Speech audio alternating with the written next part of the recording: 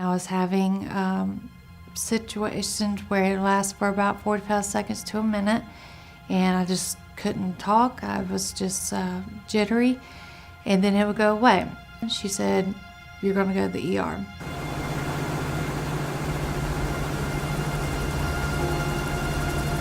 I was shipped out, and I was in the desert, and when you're in the desert, you kind of have to set up a routine for yourself, kind of keep your sanity.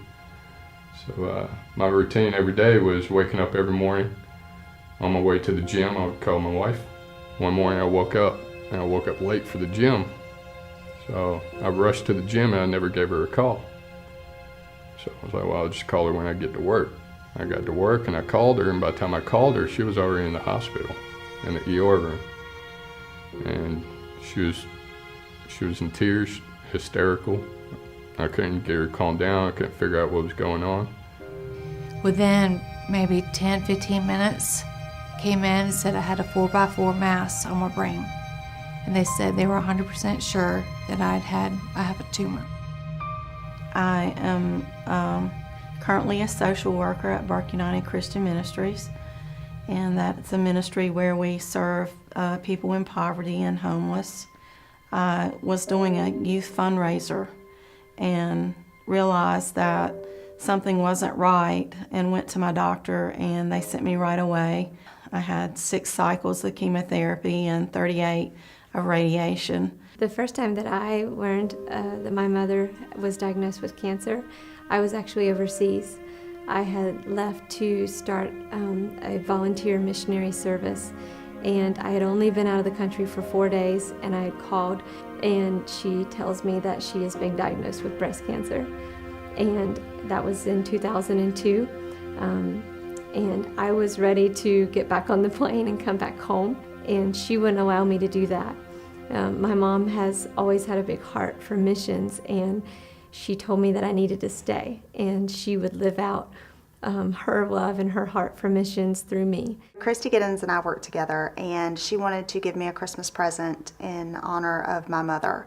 So she got with a woman who does painting and arts and crafts, and decided to come up with the idea of the Janet Dana Joyful Ornament Fund. Joyful Ornaments is a group of women throughout our community who love being together for a cause, and we make hand-painted Christmas ornaments for women who have cancer, and the proceeds from the ornaments go to help meet medical needs that they may have.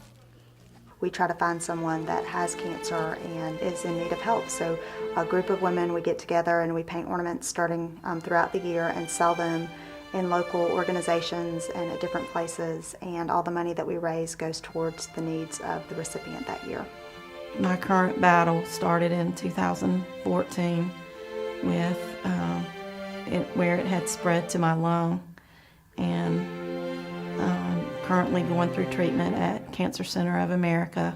So it's been like a 14-year battle, and the doctor seems to think because I am BRCA1 positive with the genetic testing that it will be something that I could possibly battle from now on. Joyful Ornaments is a ministry that encourages women, raises money to help women that are battling cancer, coming alongside them to not only encourage them with those funds, but also for just that emotional and spiritual encouragement. And it really just comes down to faith. And I remember sitting there praying to God. I was like, hey, God, please just don't take her from me. And we're sitting in the waiting room. And I'm sitting with my mom. Me and my mom prayed. After we got done praying, we're sitting there playing solitaire, just playing cards with each other. And my sister-in-law came up and she was like, why are you not worried? Why are you just so calm and collected? I was like, because I've already given this to God. God's going to do His will. He's going to do His work. From where it's located, they were not able to get it out completely because it was where my speech, my walking abilities were there. It was a 7-hour surgery. I remember waking up in the middle, and they kept looking at me and seeing if I could look at pictures and see if I could tell them what it was. And so I remember I seeing a tree.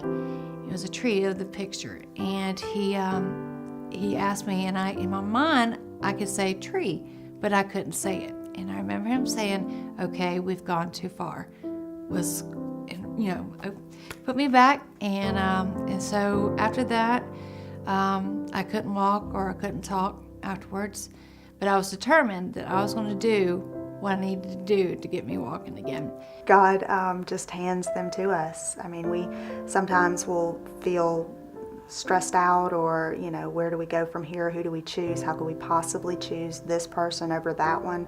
And God just makes that answer clear every year. It has really helped in just knowing that somebody was there for my daughter, Carla.